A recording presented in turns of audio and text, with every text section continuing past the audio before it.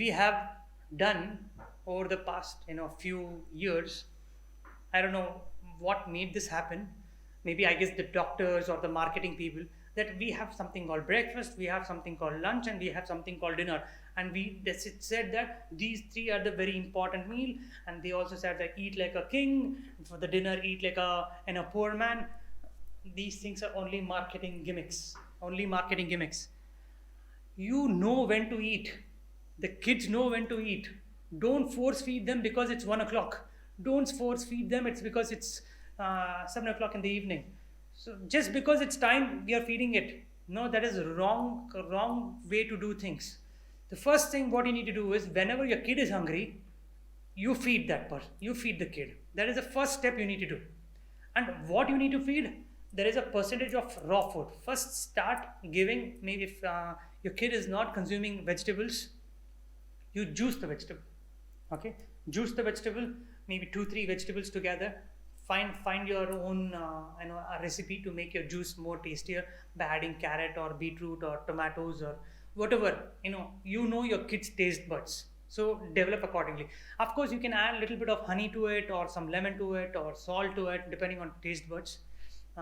You can improvise on your particular drink. Make sure one part of your meal is raw.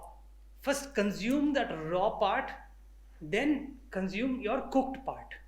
Okay, let's say you made some little bit of rice and you have some dal with curry with that.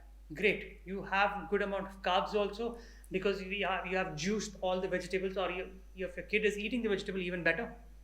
If not eating, you juice it, so the kid will get all the nutrients, all the minerals, all the vitamins, all the fatty acids, everything from the juice and the dal and the rice and the cooked whichever vegetables you cannot consume raw, you cook it and give it to them. So you have 2 or 3 meals, because as a kid, as you said, you're a small kid, right? I don't know the age of his son. Let's assume he's below 10.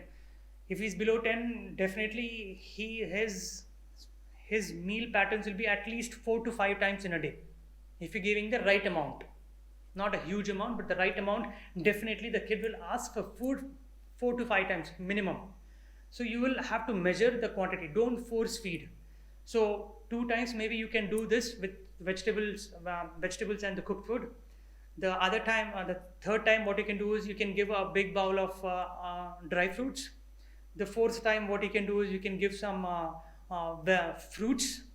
Maybe the fifth meal can be some tender coconut or um, what I can say, some seeds for that matter. Or maybe if you want, you can again give a cooked meal or a bowl of soup or anything for that matter. So this is how you need to lay out. You need to know what is the pattern. Don't give because it's 2 o'clock. Give only when they are hungry. When the stomach acid is built, that is when you feel hungry. Only when the acid is there, feed the kid. If the acid is not there, the kid won't even ask for the food.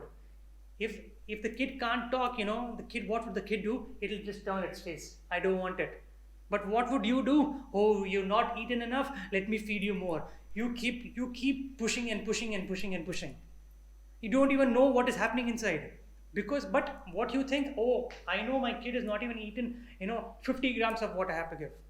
If the kid requires, it will ask. Kid will ask. You don't have to worry.